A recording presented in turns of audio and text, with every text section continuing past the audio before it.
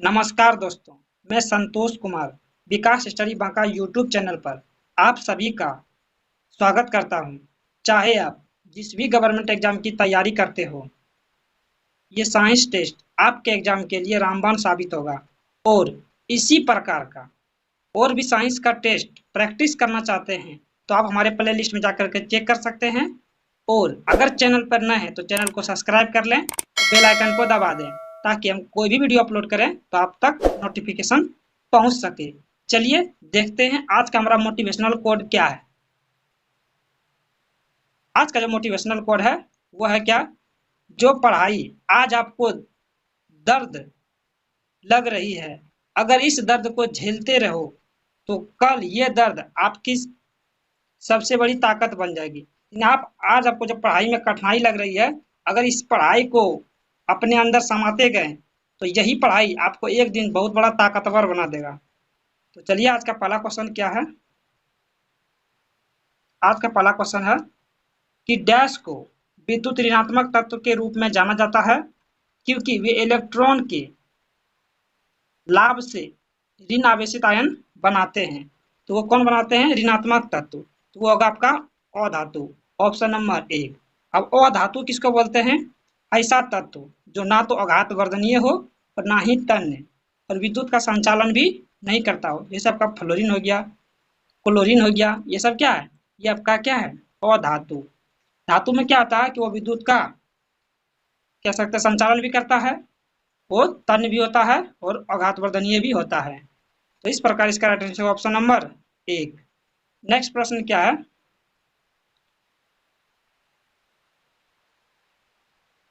कि सामान्य गेहूं का वानस्पतिक नाम क्या है? सामान्य गेहूं का वानस्पतिक नाम क्या है? ऑप्शन नंबर ए है Triticum aestivum, option number B Brassica campestris, option number C Zea mays, option number D Hibiscus rosa sinensis. तो इसका जो राइट आंसर होगा ऑप्शन नंबर 1 ट्रिटिकम एस्टिवम गेहूं का समान वैज्ञानिक नाम है।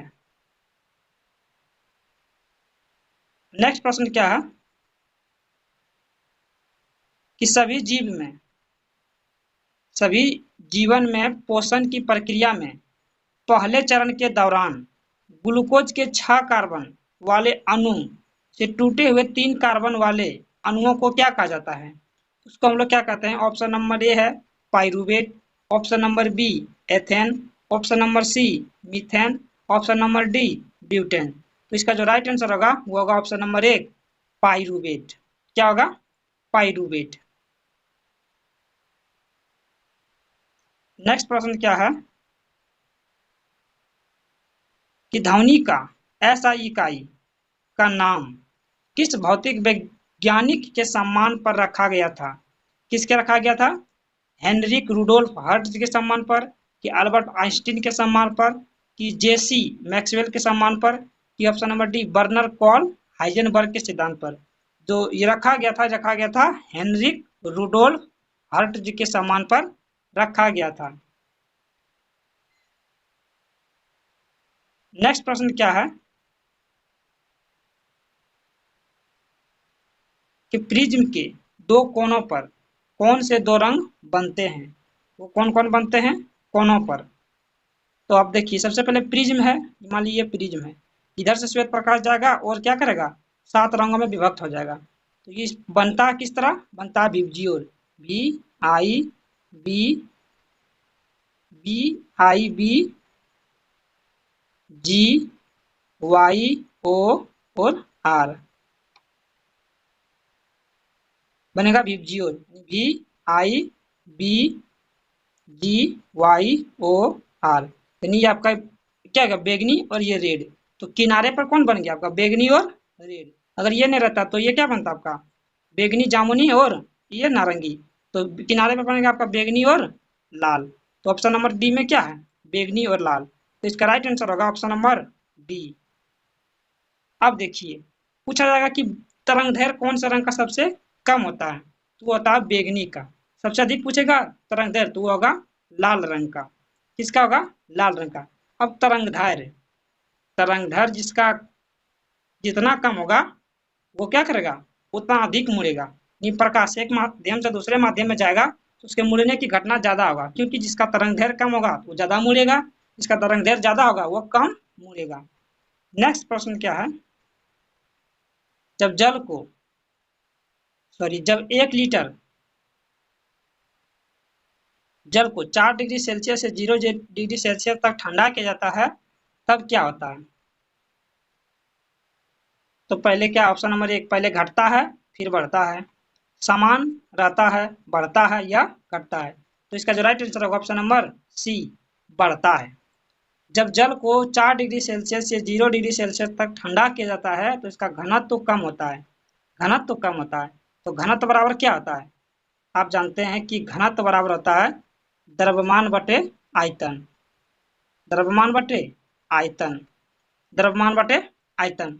जब इसका अब यहाँ से हम निकाल लेंगे आयतन, आयतन बराबर क्या हो जाएगा? द्रव्यमान बटे घनत्व, घनत्व जो ही क्या होगा, कम होगा, घनत्व कम होगा तो आयतन बढ़ेगा। पूछ रहा है कि आयतन क्या होगा, तो आयतन बढ़ेगा। और जल का अधिकतम घनत्व कितना होता है? 4 डिग्री सेल्सियस होता है। नेक्स्ट प्रश्न क्या है,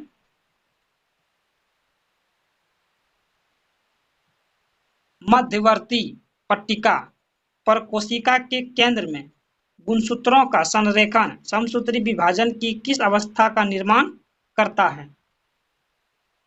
आपका ऑप्शन नंबर है अंत्यावस्था, ऑप्शन बी पाश्यावस्था, ऑप्शन सी पूर्वावस्था, ऑप्शन डी मध्यावस्था।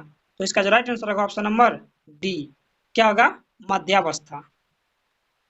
नेक्स्ट प्रश्न क्या है, निम्नलिखित में से कौन सा तत्व मानव रक्त में हीम यानी हेम का भाग है? वो क्या है? आयरन है कि मैग्नीशियम है कि कोबाल्ट है कि मैग्नीज? जो इसका राइट आंसर वो होगा आयरन। आयरन मतलब लोहा, Fe लोहा। हीमोग्लोबिन यानी रक्त में हीम का मतलब क्या? हीमोग्लोबिन, इसमें लोहा रहता है। और हीमोग्लोबिन मानव रक्त की लाल रक्त कोशिकाओं के अंदर एक अणु है। नेक्स्ट प्रश्न क्या है कि आंख की फोकस दूरी को समायोजित करके निकट और डर दोनों वस्तुओं पर ध्यान केंद्रित करने की क्षमता को आंख का डैश कहा जाता है। यहाँ निकट और दूर होगा, इसको काट दीजिएगा, क्या होगा यहाँ? दूर।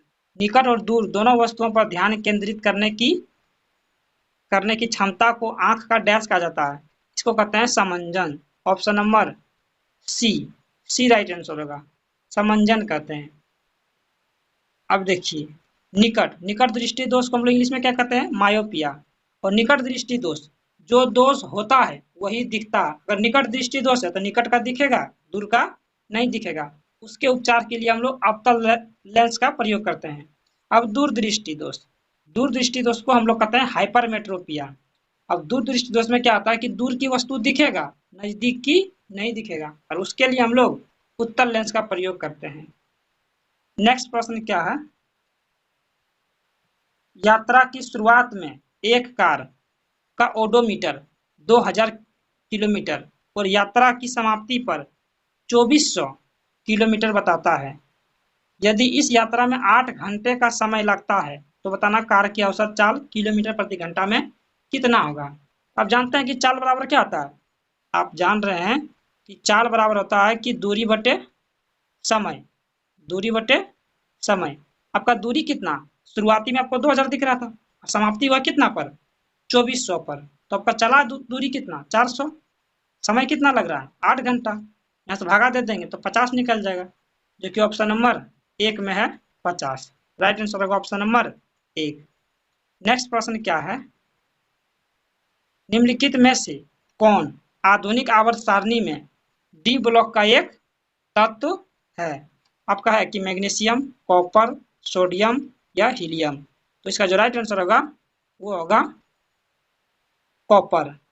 ऑप्शन नंबर बी, कॉपर होगा, जो कि यह डी ब्लॉक का तत्व है।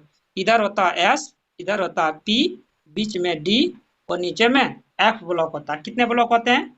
तो 4 ब्लॉक होते हैं। कितने ब्लॉक होते हैं? 4 ब्लॉक। नेक्स्ट प्रश्न क्या है,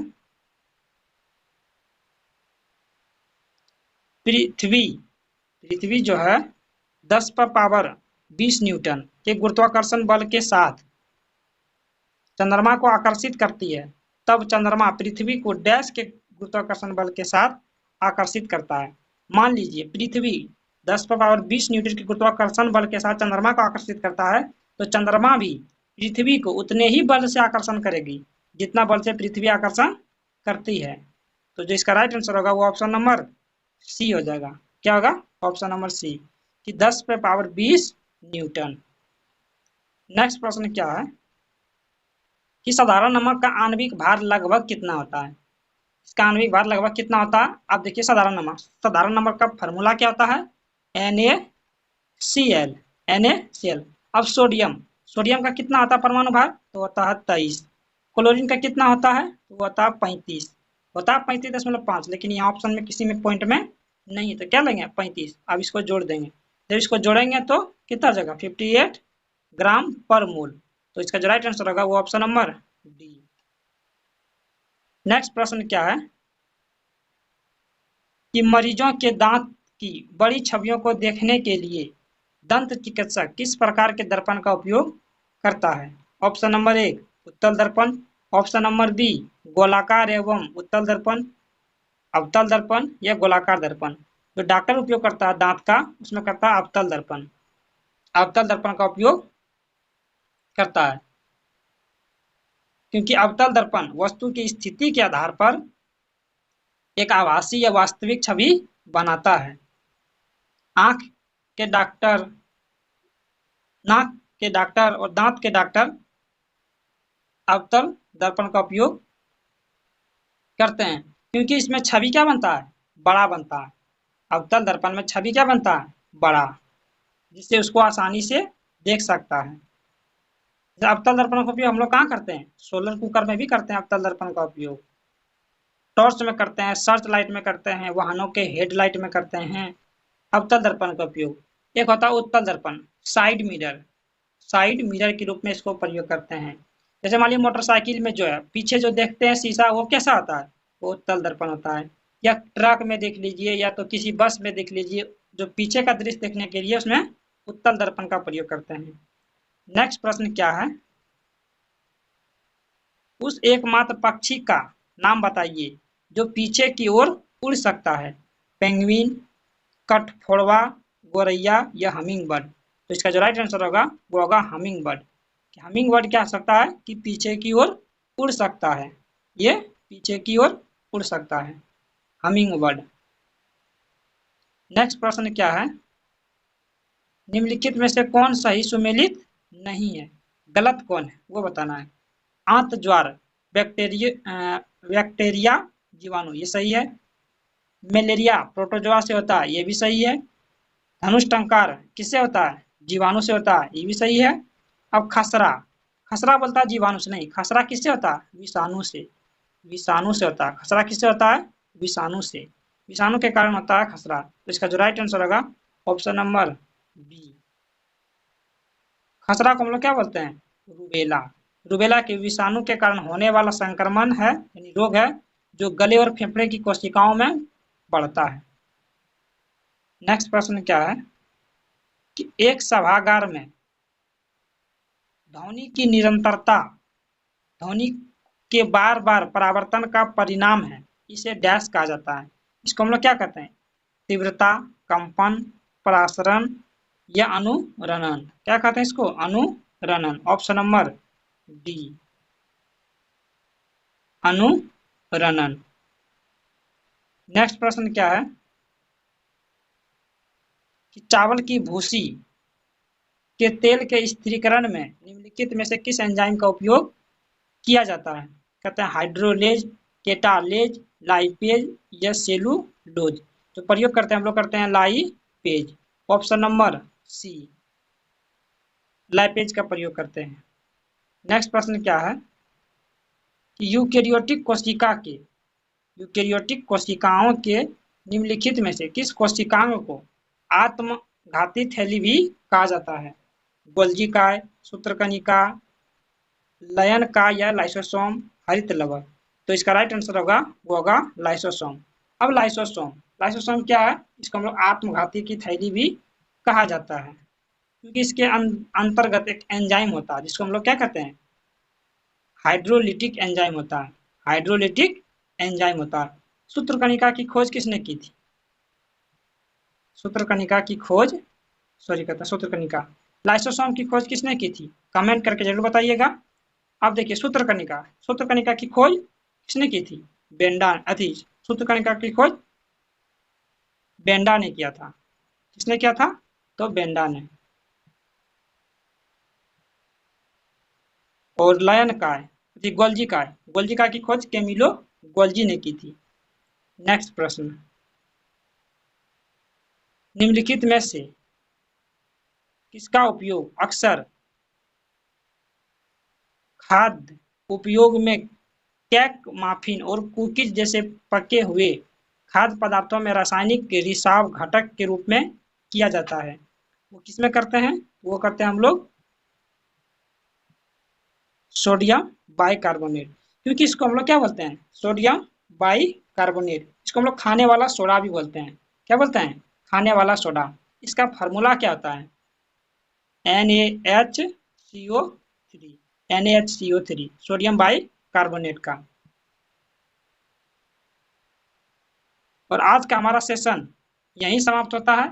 अगर ये वीडियो आपको हेल्पफुल लगे तो और भी ग्रुप में शेयर करें और लाइक करें, कमेंट करें। मिलते हैं किसी और वीडियो में, तब तक के लिए जय हिंद।